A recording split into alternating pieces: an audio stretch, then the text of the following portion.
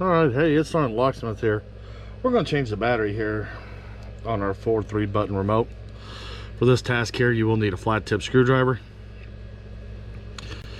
If your keyring is attached, you'll want to go ahead and remove it. It gives less chance of damaging the remote, and it makes it a heck of a lot easier doing it. If you follow your seam, you'll see there's an indentation that sits down farther. That's where you want to put your flat tip screwdriver in, and go ahead and rotate. Turn that screwdriver and it'll pop open. That's one way to do it.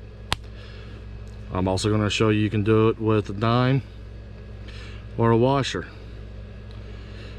Go ahead and put that in there and just twist it, and the two halves open. This is a 2032 battery.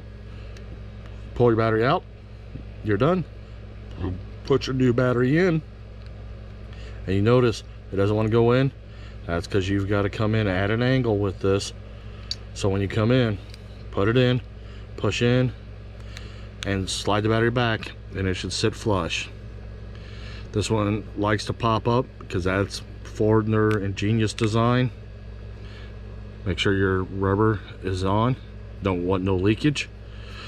Go ahead and put the two halves together, and just go and squeeze it.